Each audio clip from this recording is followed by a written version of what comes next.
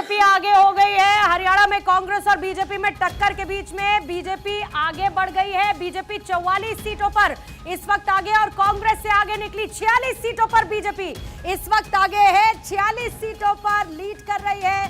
हरियाणा में कांग्रेस को अभी 40 सीटें नजर आ रही हैं और 44 पर है बीजेपी। 40-44 बीजेपी लीड कर रही है और ऐसे में 44 पर रहते हुए 90 सीटों के लिहाज से जो बहुमत का आंकड़ा है उससे सिर्फ एक कम अभी बीजेपी नजर आ रही है।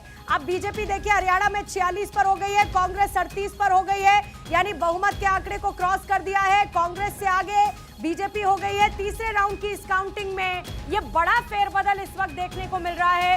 उदय राणा जी जल्दी से छोटी सी प्रतिक्रिया दे दीजिए साहब। वही सवाल मेरा, आगे आप कह रहे हैं टैली हो रही है, पीछे हो रही है, लेकिन आपकी आगे हो ही नहीं रही। उदय जी,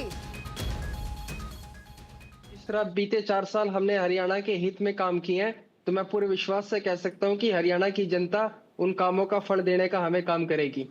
और बड़े मजबूती से हमने चुनाव लड़ा और आप देखेंगे कि उचाना से भी और डबवाली से भी हमारी सीटें निकलेंगी और भी बहुत सी ऐसी सीटें जहां हम फाइट पर हैं। तो जनता हमें भरपूर प्रेम देगी और साथ देगी। मैं स्टूडियो आना चाहती हूँ। बहुत देर से मैं स्टूडियो में मेहमानों से नहीं ले पाई हूँ। लोहिया साहब वापिस से शुरू। मैंने अभी बताया ना आपको, थोड़ी देर पहले ये बात बताई थी। अब की बार के जो चुनाव हरियाणा मैंने बहुत नजदीक से देखा। नहीं, ये टैली इतनी जल्दी तीसरे राउंड में कैसे एकदम ड्रास्टिकली बदल गई? मैंने अभी आपको एक बात बताई। अब की बार 1000 से और 10,000 का मार्जिन ही रहेगा।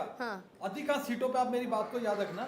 और जब पूरा फाइनल रिजल्ट आ जाए, सीटें आदित्य शायद 16 से 17 19 सीटें जिस पर पूरा जब फाइनल रिजल्ट आ जाएगा, पूर्णिमा जी आप इस बात से मेरे से सहमत होंगी।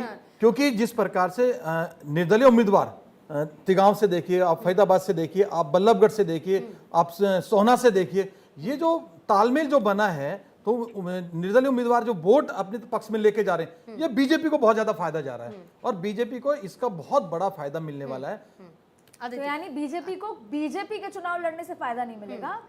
बीजेपी को जो ये अलायंसेस उतारे हैं, निर्दलीय उतारे हैं, पीछे की रणनीति, उससे फायदा मिलेगा। और सबसे बड़ी बात ये है जी, अरविंद जी आती हूं। सबसे बड़ी बात है अभी तो कुछ कहना, अधिकांश लोग कांग्रेस के लड़ रहे हैं निर्दलीय, बीजेपी को उतारने का सवाल नहीं है। अधिकांश कांग्रेस के लोग लड़ रहे हैं। बीजेपी के भी बहुत बागी लड़ रहे थे, आधों को मैनेज किया।